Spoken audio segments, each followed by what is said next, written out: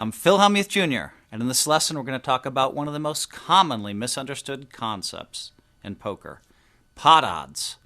Why are pot odds important? Because they help us analyze when we're getting the right price to call a bet with just a draw, and to set a price that makes it wrong for our opponent to call our bets when they're drawing. So, with that in mind, let's start by defining what pot odds really are. To put it simply, pot odds are defined as the odds you get by comparing the size of the pot with the size of the bet you need to call.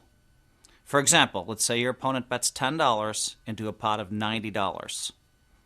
The action moves to you, and now you have to call just $10 in order to win $100. The $90 in the pot and your opponent's $10 bet. This translates into pot odds of 10 to 1, which are very juicy indeed. So, now that we know what the pot odds are, the question is, how do we make use of them to make a decision about a specific hand? It's a very simple three-step process. First, we calculate our pot odds like we did just a minute ago. Again, 4th grade math, maybe 2nd grade.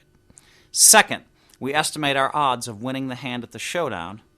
And third, we compare the ratios.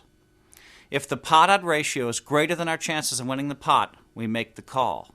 If it's lower than our chances of winning the pot, we fold. Now, of course, implied odds, which we'll talk about a little bit later, suggests that even if you're not getting the right odds, you can bet on the river and your opponent will call, probably. And so sometimes in a close situation, you might want to make the call because you know if you make your hand, you get to make a bet and it'll probably get called. That's just simply called implied odds.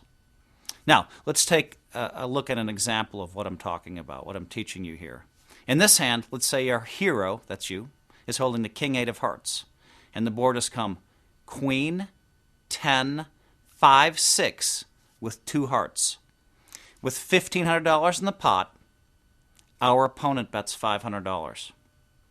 Should our hero call? First, let's calculate the pot odds. Our hero must call $500 to win $2,000, giving him pot odds of 4 to 1. With only a flush draw, we have 9 outs with 1 card to come.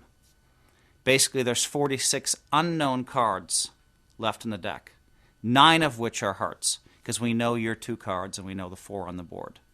Thus, our ratio of outs that will give us the flush relative to the total number of cards in the deck is 46 to 9, or a little bit better than 5 to 1.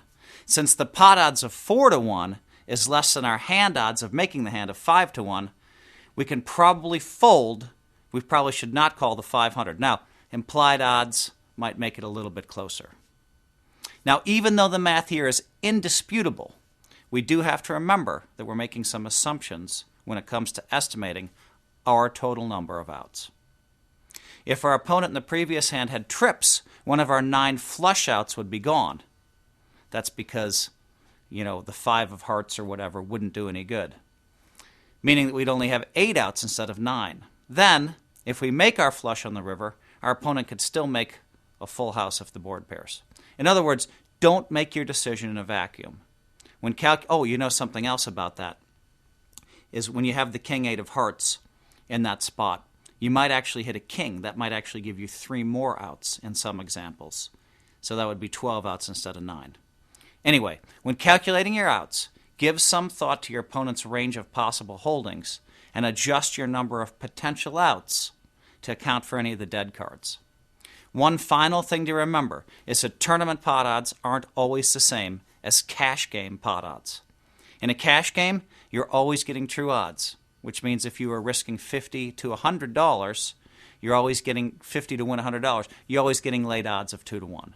In a tournament, the relative value of your chips changes as you get near the bubble, the money bubble, man.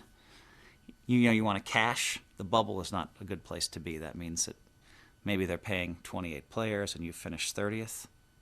And the true bubble is 29th. God, I hate being on the bubble. All right, basically this means the value of the chips that you lose can be more than the value of the chips you win, because you're talking about cashing versus non-cashing, a concept we will discuss in greater detail in Lesson 8.